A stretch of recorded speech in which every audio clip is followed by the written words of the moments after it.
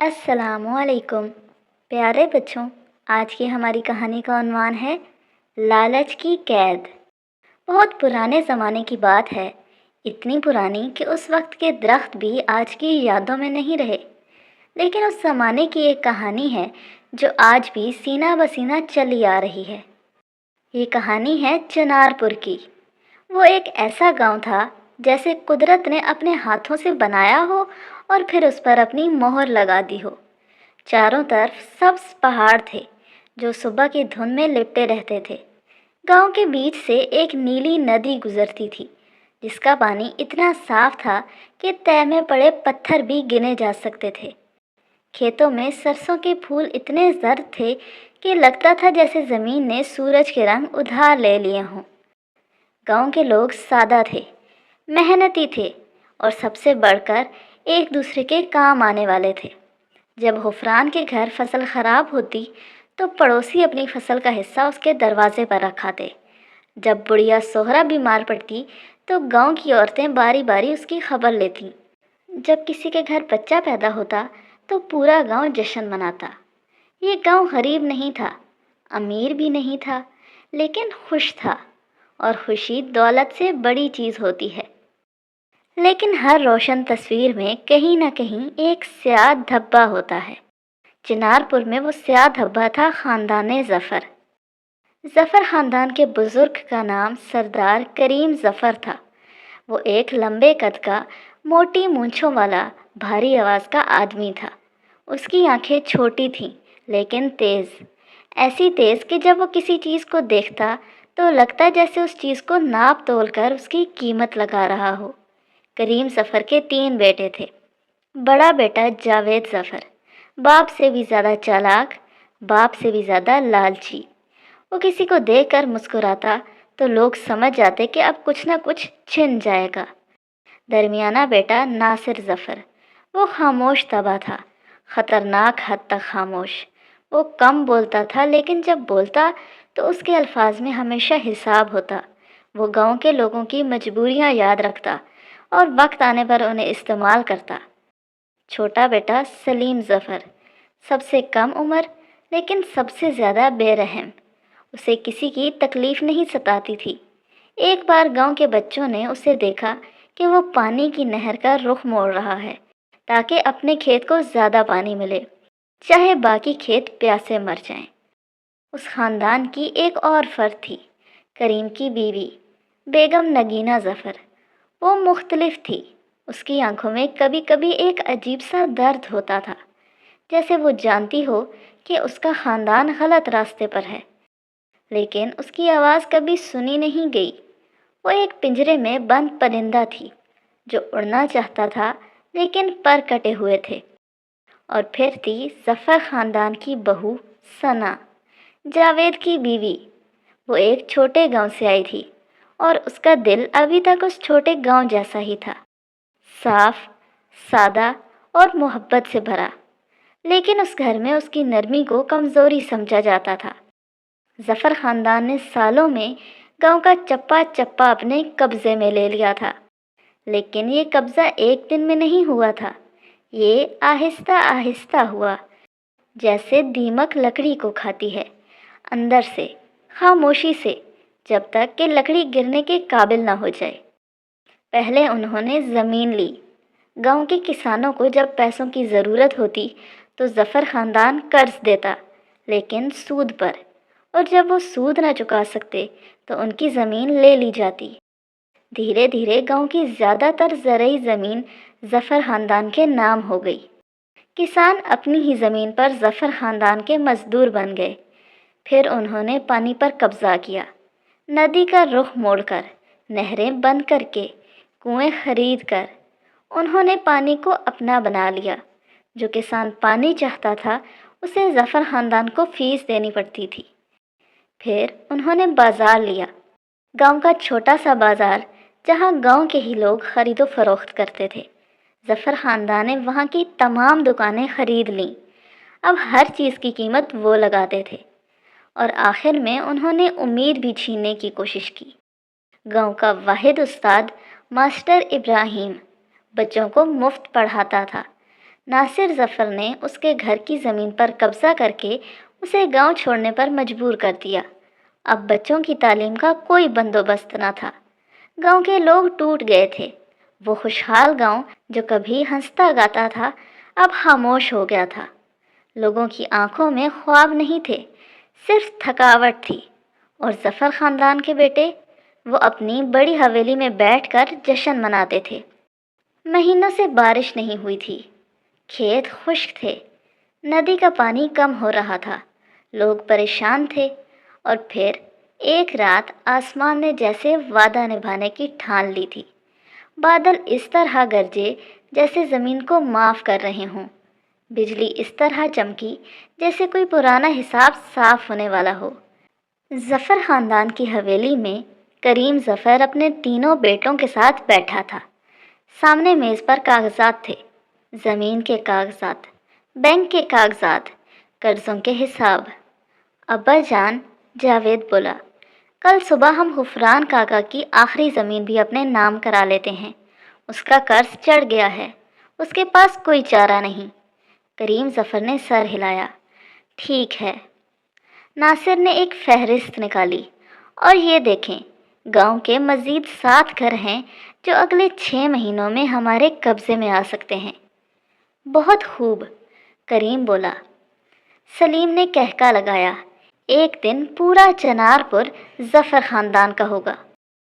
اسی لمحے ثنا، جاوید کی بیوی، چائے لے کر آئی۔ اس نے یہ سب سنا، اس کے ہاتھ کانپے، چائے کی کیتلی ہلکی سی ہلی، اس کی آنکھوں میں آنسو آ گئے، لیکن وہ خاموشی سے کمرے سے نکل گئی اور صحن میں کھڑے ہو کر آسمان کی طرف دیکھا۔ بارش اس کے چہرے پر گر رہی تھی۔ اس نے آہستہ سے کہا، یا اللہ، انہیں سمجھا دے، انہیں دکھا دے کہ یہ راستہ غلط ہے۔ اور پھر رات گہری ہو گئی۔ صبح کی اذان سے پہلے کی بات ہے، کریم ظفر نے آنکھ کھولی۔ کچھ عجیب تھا، پرندے نہیں بول رہے تھے، لیکن پرندے اپنی جگہ پر تھے۔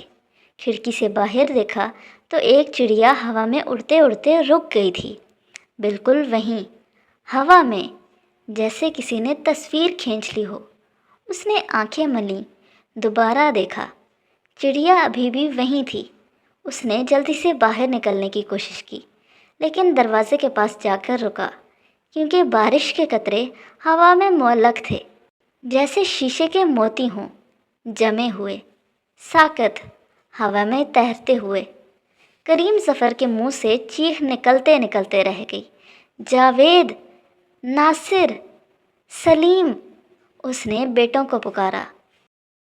تینوں بیٹے بھاگتے ہوئے آئے، اور جو منظر انہوں نے دیکھا وہ ان کی زندگی کا سب سے عجیب، سب سے خوفناک اور سب سے حیران کن منظر تھا۔ حویلی کے باہر کی پوری دنیا رک گئی تھی۔ گاؤں کی گلیوں میں لوگ جمے ہوئے تھے، بالکل جیسے موم کے پتلے۔ بڑھیا امینہ اپنے گھر کا دروازہ کھولتے ہوئے رک گئی تھی، ہاتھ ہوا میں اٹھا ہوا تھا، پاؤں قدم اٹھاتے ہوئے، آنکھیں کھلی ہوئی لیکن بے نور۔ ننھا بچہ احمد گیند اچھالتے ہوئے رک گیا تھا، گیند ہوا میں اوپر تھی، بچے کے ہاتھ نیچے اور چہرے پر مسکراہٹ۔ ندی کا پانی بہتے بہتے رک چکا تھا، جیسے نیلے شیشے کی دیوار ہو۔ درختوں کے پتے ہوا میں معلق تھے، بارش کے قطرے آسمان اور زمین کے درمیان جمے ہوئے تھے، لاکھوں چھوٹے چھوٹے چمکتے موتی۔ صرف ظفر خاندان کے 6 افراد حرکت کر سکتے تھے، کریم، جاوید، ناصر، سلیم، نگینہ بیگم اور ثنا، جاوید کی بیوی۔ کسی کی سمجھ میں کچھ نہیں آ رہا تھا کہ کیا ہو رہا ہے۔ کریم ظفر نے اپنے تینوں بیٹوں کو دیکھا اور مسکرایا۔ بیٹو، اس کی آواز میں عجب خوشی تھی۔ دیکھو کیا ہوا، پوری دنیا رک گئی اور ہم چل رہے ہیں، ہم آزاد ہیں۔ جاوید کی آنکھیں چمکیں۔ ابا جان، اس کا مطلب ہے ہم جو چاہے لے سکتے ہیں، کوئی روکنے والا نہیں۔ سلیم بھی خوش ہوا۔ ارے واہ، یہ تو سونے کا موقع ہمارے ہاتھ لگ گیا، پورا گاؤں ہمارا۔ ناصر کافی سوچ بچار کے بعد بولا، پہلے بینک، پھر سرکاری دفتر، زمینوں کے سارے کاغذات بدلیں گے، پھر گوداموں کا سارا مال اپنے گھر منتقل کرنا ہوگا۔ اور وہ نکل پڑے۔ گلیوں میں ظفر خاندان دیوانوں کی طرح بھاگتا رہا۔ انہوں نے بینک کا تالا توڑا، جو ملا سمیٹ لیا۔ انہوں نے گاؤں کے گوداموں سے اناج کی بوریاں اٹھا کر اپنی حویلی میں پہنچائیں۔ سرکاری دفتر میں گھس کر زمینوں کے کاغذات بدلنے کی کوشش کی۔ انہوں نے گاؤں کے سب سے امیر تاجر کی تجوری پر بھی ڈاکہ ڈالا۔ گھنٹوں تک یہ سلسلہ چلتا رہا۔ ثنا ایک طرف کھڑی دیکھتی رہی۔ وہ ان کے ساتھ اس سب میں شامل نہیں تھی۔ دوپہر ہو گئی۔ ظفر خاندان کی حویلی میں اب سونا تھا، اناج، کاغذات، زیور، روپے، سب کچھ تھا۔ کریم ظفر ڈھیر کے سامنے بیٹھا تھا، لیکن ایک عجیب بات تھی، وہ خوش نہیں تھا۔ وہ سمجھ نہیں پا رہا تھا کہ وہ خوش کیوں نہیں ہے۔ سب کچھ تو تھا، ہر وہ چیز جو اس نے چاہی اس کے سامنے تھی۔ جاوید کمرے میں پیسے گن رہا تھا، لیکن اس کا دل کچھ بھاری تھا۔ ناصر کھڑکی کے پاس بیٹھا باہر دیکھ رہا تھا۔ گلی میں ایک بچہ ابھی بھی جمی ہوئی مسکراہٹ کے ساتھ کھڑا تھا، گیند ہوا میں، آنکھوں میں خوشی۔ ناصر نے اپنی نظریں پھیر لیں۔ منظر اسے اچھا نہ لگا، لیکن اس نے خود سے یہ نہیں پوچھا کہ کیوں۔ اتنی محنت کے بعد سلیم کو بھوک ستانے لگی۔ بیگم نگینہ نے کھانا بنوایا۔ سب میز پر بیٹھ گئے، لیکن کھانا گلے سے نہیں اترا۔ کوئی بات نہیں کر رہا تھا، کوئی مسکرا بھی نہیں رہا تھا، کوئی کسی کو نہیں دیکھ رہا تھا۔ گھر میں دولت تھی، لیکن موت سا سناٹا تھا۔ باہر گاؤں میں لوگ تو تھے، لیکن زندگی نہیں تھی۔ رات ہوئی، لیکن یہ رات بھی عجیب تھی۔ آسمان پر ستارے تھے، لیکن جمے ہوئے، جیسے پینٹنگ میں۔ چاند تھا، لیکن وہ بھی ساکت، جیسے چاندی کی تھالی آسمان میں ٹانگ دی گئی ہو۔ نہ ہوا تھی، نہ پتوں کی سرسراہٹ۔ یہ خاموشی بہرا کر دینے والی تھی۔ کریم ظفر رات کو سو نہ سکا۔ وہ اٹھ کر صحن میں آیا، چاروں طرف دیکھا۔ اس کی حویلی بڑی تھی، لیکن آج رات اتنی بڑی لگ رہی تھی، وہ خود اس میں ایک چھوٹے سے کیڑے جیسا محسوس کر رہا تھا۔ اس نے سوچا، میرے پاس آج سب کچھ ہے، پھر یہ دل پہ بوجھ کیوں ہے؟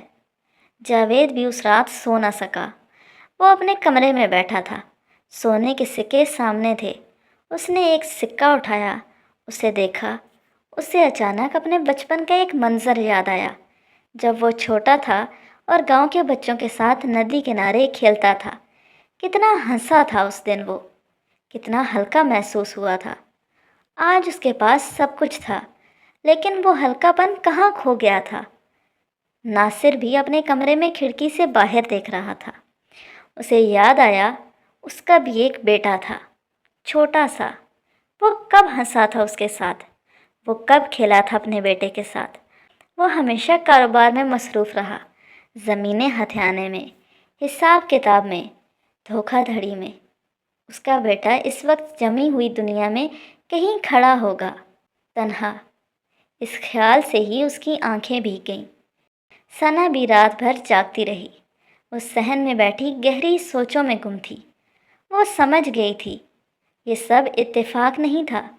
وہ رات اسے یاد تھی، جب اس نے بارش میں کھڑے ہو کر دعا کی تھی، جب اس نے کہا تھا، یا اللہ انہیں سمجھا دے۔ شاید یہ وہی سمجھانا تھا۔ وہ اٹھی اور حویلی کے ایک پرانے کمرے کی طرف گئی، جہاں ایک پرانی الماری میں ایک مخصوص کتاب تھی۔ یہ کتاب اس گھر میں بہت پرانی تھی، کریم ظفر کی ماں کی کتاب۔ اس پر لکھا تھا، جو دیتا ہے وہی پاتا ہے۔ ثنا نے کتاب کھولی۔ اندر پہلے صفحے پر لکھا تھا، کریم میرے بیٹے، یاد رکھنا، دولت وہ نہیں جو تم اکٹھی کرتے ہو، دولت وہ ہے جو تم دیتے ہو۔ جو ہاتھ لیتے ہیں وہ کبھی نہیں بھرتے، جو ہاتھ دیتے ہیں وہ کبھی خالی نہیں ہوتے۔ یہ کریم ظفر کی ماں نے لکھا تھا، مرنے سے پہلے۔ सना की आंखों से आंसू गिरे। वो किताब उठाकर सहन में आई और सुबह का इंतज़ार करने लगी। सुबह हुई, लेकिन दुनिया अभी भी जमी हुई थी। करीम ज़फ़र ने आंख खोली और पहली बात ये सोची, आज क्या लेना है। पुरानी आदतें आसानी से नहीं जाती। उसने बेटों को बुलाया, चलो, हमने अभी पूरे गांव की ज़मीनों के कागजात अपने नाम नहीं किए। वो निकले, लेकिन इस बार गलियों में चलते हुए एक अजीब चीज़ हुई। जावेद एक मकान के पास से गुजरा। वो मकान गुफरान काका का था, वो बुज़ुर्ग किसान जिसकी आखिरी ज़मीन भी वो लेने वाले थे। दरवाजे के पास गुफरान काका जमा हुआ खड़ा था। हाथ में लाठी थी, आंखें दूर पहाड़ों की तरफ थीं। आंखों में आंसू थे। वो शायद रोते रोते या सोचते सोचते जम गया था। जावेद ने देखा और रुका। उस बूढ़े आदमी की आंखों के आंसू जमे हुए, ठहरे हुए, जावेद के सीने में उतर गए। क्यों रो रहा था ये बूढ़ा? जावेद को मालूम था क्यों। वो आगे बढ़ा, लेकिन उसके कदम भारी थे। नासिर एक और गली में था। वहाँ एक छोटी सी बच्ची जमी खड़ी थी। उसके पाँव में जूते नहीं थे, कपड़े पुराने थे, लेकिन हाथ में एक फूल था, एक छोटा सा जंगली फूल। नासिर को याद आया कि उस बच्ची के बाप की ज़मीन भी उन्होंने ली थी। सलीम ने एक गली से गुज़रते हुए देखा कि एक औरत जमी हुई बैठी थी। हाथ में आटे का एक थैला था, खाली थैला। वो उसे देख रही थी, जैसे उससे कुछ निकलेगा, लेकिन निकलने को कुछ नहीं था। ये मंज़र सलीम के दिल में उतरा और वो पहली बार बेचैन हुआ। दूसरी रात आई। इस रात करीम ज़फ़र ने एक ख्वाब देखा। उसने ख्वाब में देखा कि वो एक बहुत बड़ी हवेली में है, इतनी बड़ी कि उसकी दीवारें भी नज़र नहीं आती। हर कमरे में सोना है, अनाज की बोरियां हैं, लेकिन वो अकेला है। वो आवाज़ देता है, लेकिन कोई नहीं आता। वो चिल्लाता है तो आवाज़ दीवारों से टकराकर वापस आ जाती। वो एक के बाद एक दरवाजे खोलता गया। हर तरफ अनाज और सोना था। वो भागने लगा, लेकिन कहीं कोई इंसान नहीं था। फिर अचानक उसकी माँ की आवाज़ आई, करीम बेटा, तुमने सब कुछ पा लिया, लेकिन जो चीज़ इंसान को इंसान बनाती है वो भूल गए। माँ, वो क्या चीज़ है? वो चिल्लाया। मोहब्बत, देना, काम आना। वो चौंक कर जागा। वो पसीने से शराबूर था। उसने अपने हाथ देखे। ये वही हाथ थे जिन्होंने कितने घर उजाड़े थे, कितनी ज़मीनें छीनी थीं, कितने लोगों के आंसू का सबब बने थे। वो उठा और उस रात पहली बार वो अपनी ज़िंदगी में जी भर कर रोया। सुबह हुई, तीसरा दिन। दुनिया अभी भी वैसी ही साकित थी। सना ने वो पुरानी किताब उठाई और करीम ज़फ़र के कमरे के दरवाजे पर दस्तक दी। करीम ज़फ़र ने दरवाज़ा खोला। उसकी आंखें रात भर रोने की वजह से सुर्ख थीं। सना ने बगैर कुछ कहे किताब उनके हाथ में दे दी। करीम ज़फ़र ने किताब की जिल्द देखी और पल भर को ठहर गया। ये उसकी माँ की किताब थी। उसने पहला सफ़ा खोला और अपनी माँ की लिखाई देखी। करीम मेरे बेटे, याद रखना, दौलत वो नहीं जो तुम इकट्ठी करते हो, दौलत वो है जो तुम देते हो। करीम ज़फ़र का हाथ कांपा। सना आहिस्ता से बोली, अब्बा जान, मैं बहू हूँ, मुझे बोलने का हक़ नहीं, लेकिन आज बोलूँगी।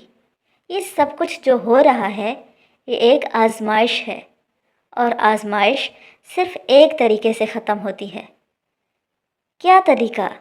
करीम ज़फ़र की आवाज़ पहली बार कमज़ोर थी।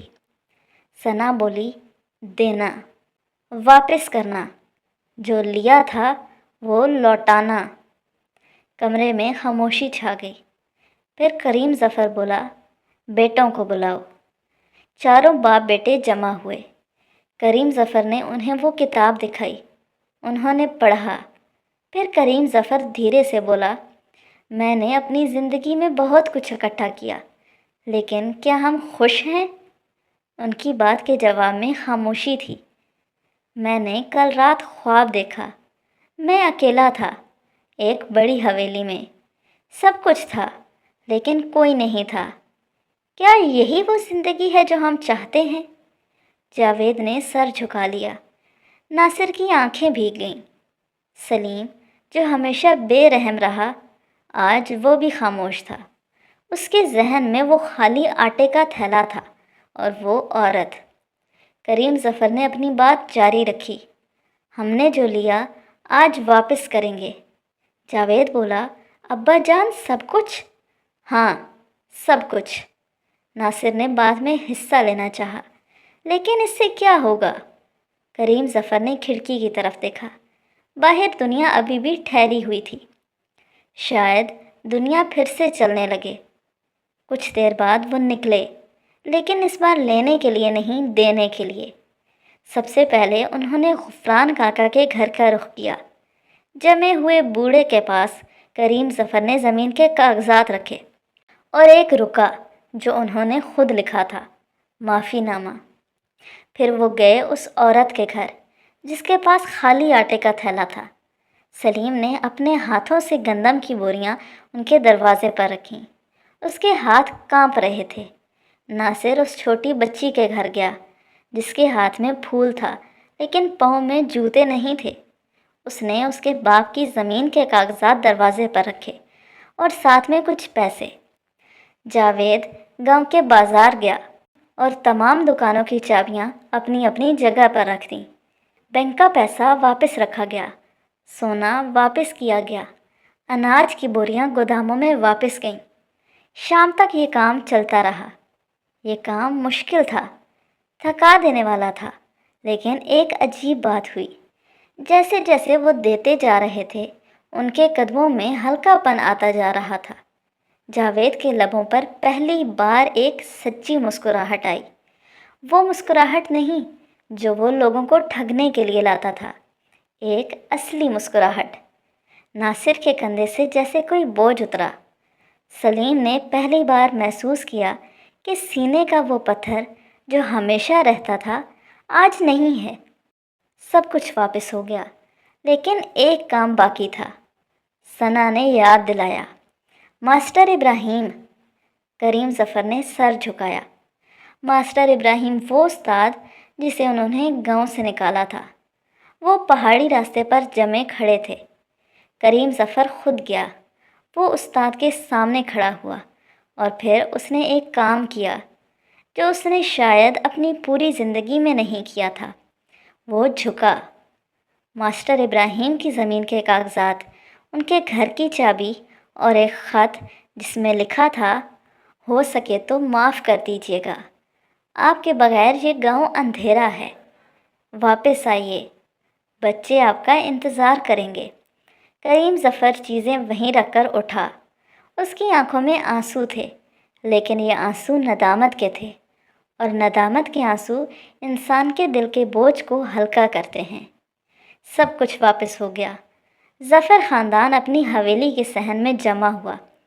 سب تھکے ہوئے اور خاموش تھے۔ ثنا نے پانی کے گلاس لائے۔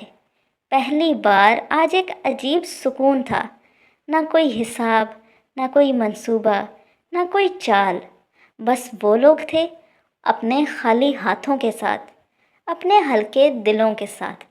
اور پھر ہوا چلی۔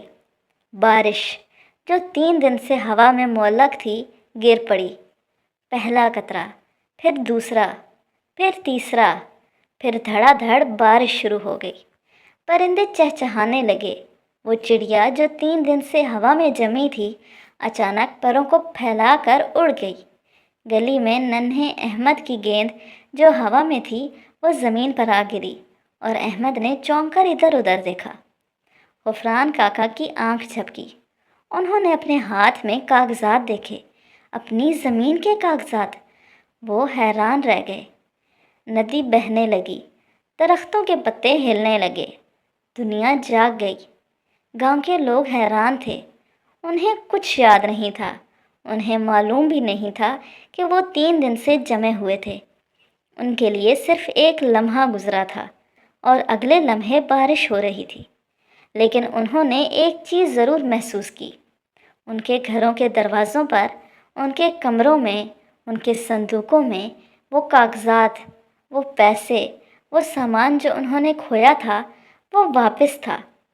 ماسٹر ابراہیم کو پہاڑی راستے پر وہ خط ملا، وہ کاغذات ملے، وہ چابی ملی، اور وہ پلٹے گاؤں واپسی کے لیے۔ اور جب وہ گاؤں میں داخل ہوئے تو بچوں نے انہیں دیکھ کر دوڑ لگائی، ارے ماسٹر جی آ گئے۔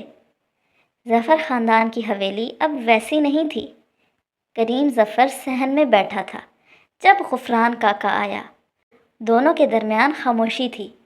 پھر غفران کاکا بولے، سردار صاحب، جو ہوا میں نہیں جانتا، لیکن جو ہے وہ یہ ہے کہ آپ نے لوٹایا۔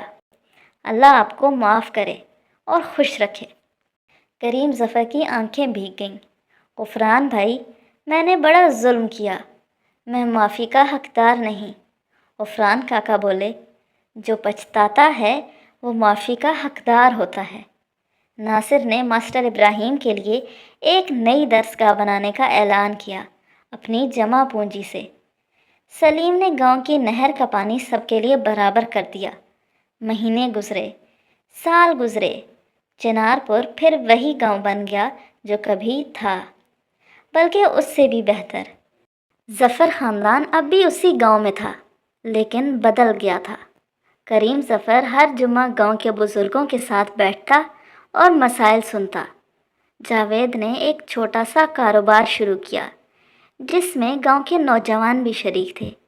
ناصر کی درسگاہ تعمیر ہو چکی تھی، اس کا اپنا بیٹا بھی وہیں پڑھتا تھا، اور ثنا، وہ اب اس گھر میں بیٹی تھی، بہو نہیں۔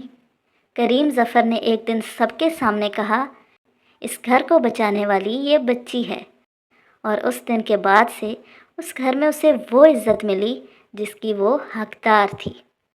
تو پیارے بچوں، میرا آپ سے ایک سوال ہے، وہ 3 دن ظفر خاندان کے لیے سزا تھی یا رحمت؟ اس کا جواب کومنٹس میں ضرور بتائیے گا۔ اور آج کی کہانی سے ہم نے کیا سیکھا یہ آج آپ لوگ کومنٹس میں بتائیں گے۔ تو آج کے لیے اتنا ہی، کل ملیں گے ایک نئی کہانی کے ساتھ۔ تب تک کے لیے اللہ حافظ، فی امان اللہ۔